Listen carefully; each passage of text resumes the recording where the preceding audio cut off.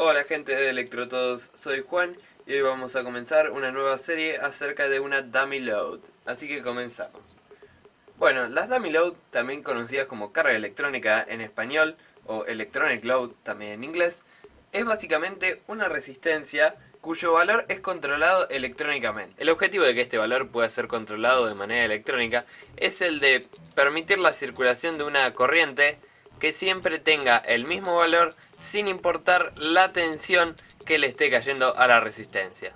Esta fuente real, al exigirle corriente debido a esta resistencia, hará que su tensión disminuya entre los bornes de salida positivo y negativo. Al exigirle una corriente, esta tensión, la tensión de la fuente real, variará. Lo que nos permite la carga electrónica es medir esa variación, ya que sin importar la variación de la tensión podemos seguir exigiéndole una corriente constante. Además, las cargas electrónicas se pueden utilizar para muchas cosas, una de ellas siendo probar la capacidad de las baterías de litio, por ejemplo.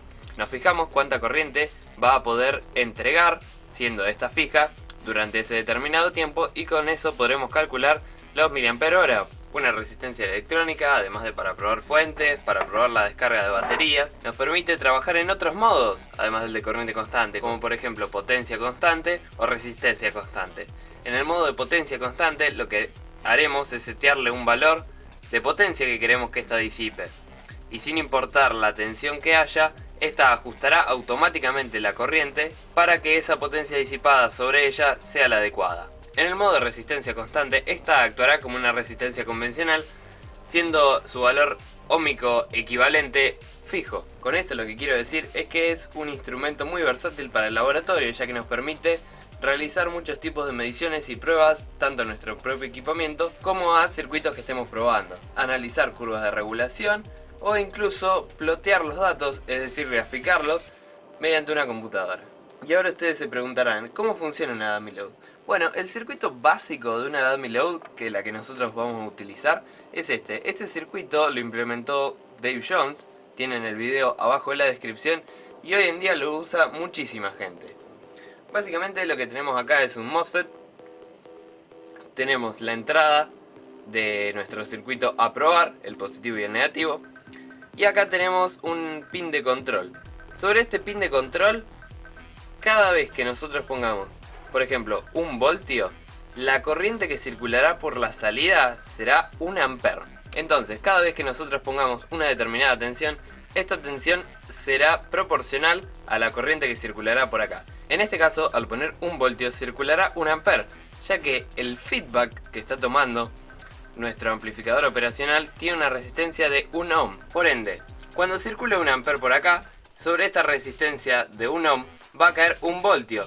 Y como nosotros teníamos en el pin de set 1 voltio, el amplificador operacional va a estar logrando que estas dos entradas sean iguales, por lo que va a hacer todo lo necesario para mantener esa corriente de 1 ampere sin importar la tensión de entrada. Él lo único que quiere es que se mantenga esa corriente. Entonces nosotros podremos variar este voltaje para conseguir diferentes corrientes a la salida. En nuestro caso, el amplificador operacional que vamos a utilizar es un LM358, muy común, muy barato y muy fácil de conseguir.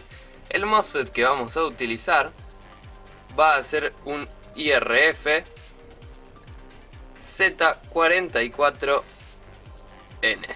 Este MOSFET tiene una versión que funciona con menor tensión. Por ejemplo, nosotros acá estamos alimentando el operacional con 12 voltios, pero si lo quisiésemos alimentar con 5, podríamos utilizar el IRL Z44N para lograr que el circuito funcione de manera correctamente, con aquí alimentándolo con 5 voltios. Para referencia de tensión podríamos utilizar aquí, por ejemplo, una resistencia con un diodo Zener, y de aquí, por ejemplo, tomar con un potenciómetro y salir hacia el amplificador operacional. Con esto podríamos variar entre masa, 0 voltios, y la tensión del Zener. Recordemos que si utilizamos una resistencia de 1 ohm, cada voltio será 1 ampere, por ende si ponemos un Zener, por ejemplo, de 4,7 voltios, podremos lograr hasta 4,7 amperes de corriente a la salida. Otra forma de hacer esto, sin necesidad de usar esto y utilizando un dispositivo digital, como bien podría ser esta maravilla que es un Arduino o una placa Arduino compatible, para ser precisos, podría ser utilizando un pin analógico, PWM, que tiene este dispositivo. Lo que hace una salida PWM es, teniendo el tiempo, lo que hace es modular una señal cuadrada al ciclo de trabajo que sea necesario y que nosotros le indiquemos. Por ejemplo, suponiendo que tengamos un 50% de ciclo de trabajo, la tensión máxima será 5 voltios, más o menos, porque el Arduino siempre va a tener una variación, y la mínima será 0. Si nosotros a esto le aplicamos un filtro pasabajos, que consiste de una resistencia y de un capacitor,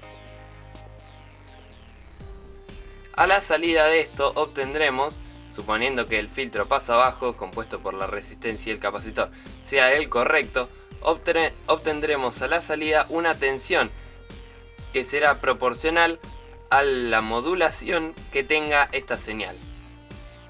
Por ejemplo, en este caso, suponiendo un 50% de ciclo de trabajo o duty, tendremos una tensión constante de 2,5 voltios. Al modularlo, por ejemplo, al 75% del ciclo de trabajo, la tensión de salida que obtendríamos serían 3,75 voltios.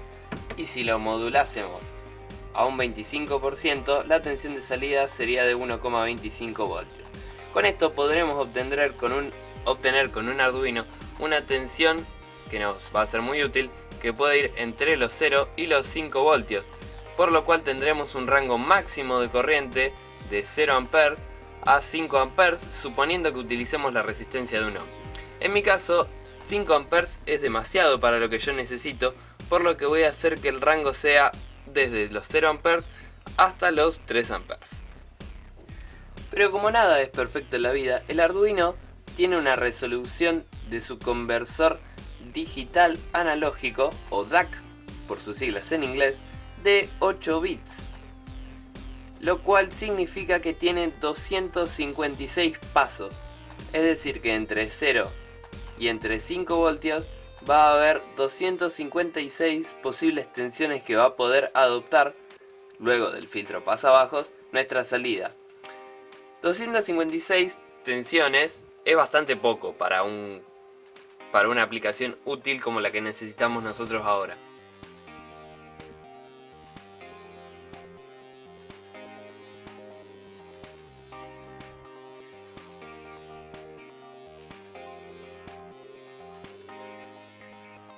Otra cosa que hay que tener en cuenta es que si nosotros queremos medir la tensión del Arduino, supongamos que a la entrada tenemos 40 voltios, porque estamos probando una fuente de 40 voltios. La entrada de nuestro Arduino únicamente nos va a resistir viva si le metemos un máximo de 5 voltios, y 5 voltios ya es arriesgarlo.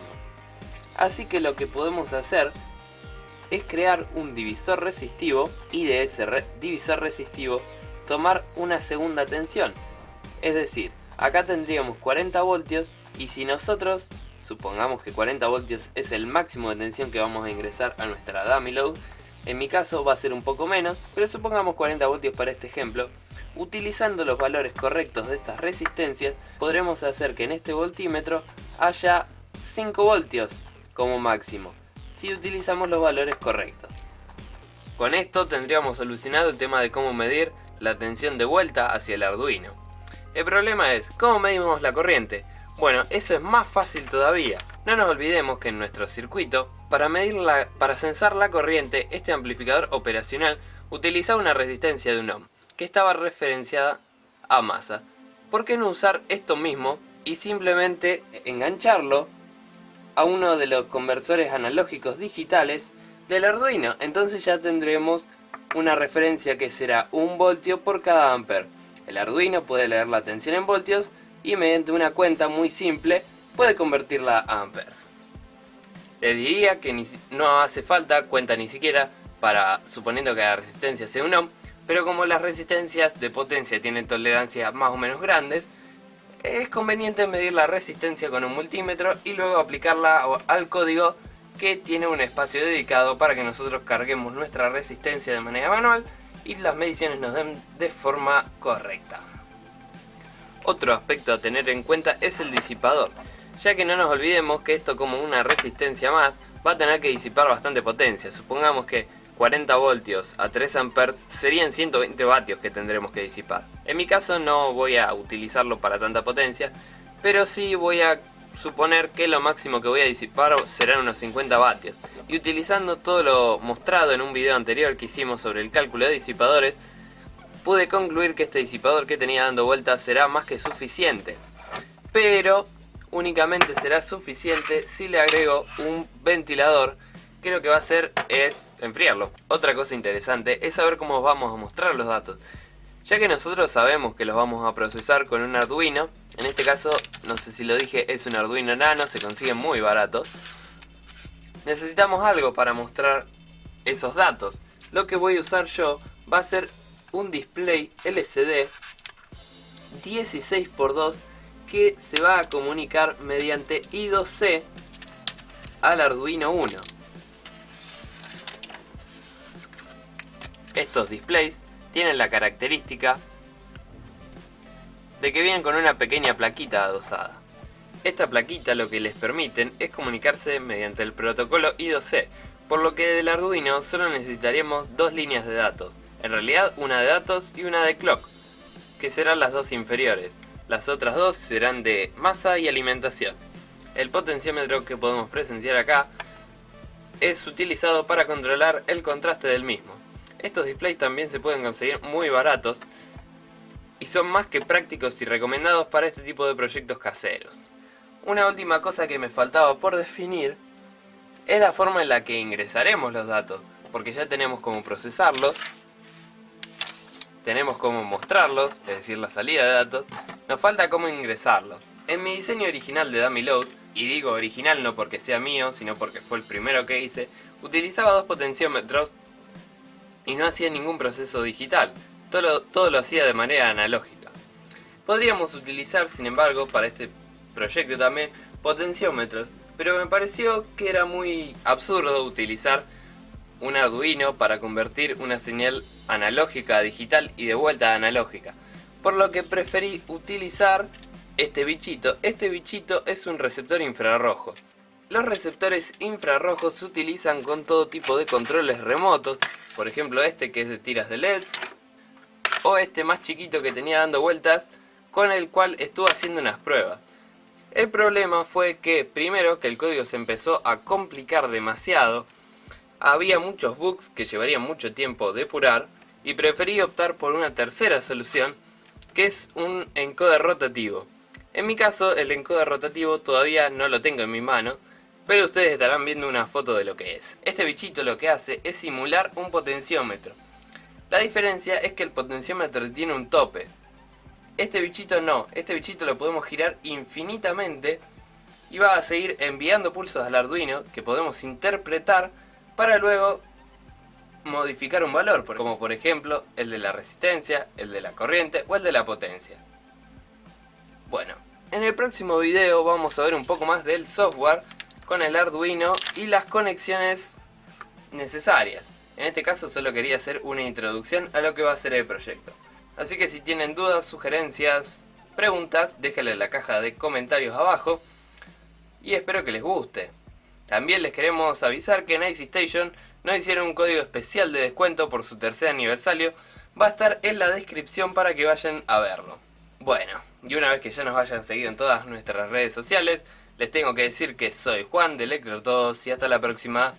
Chau chau.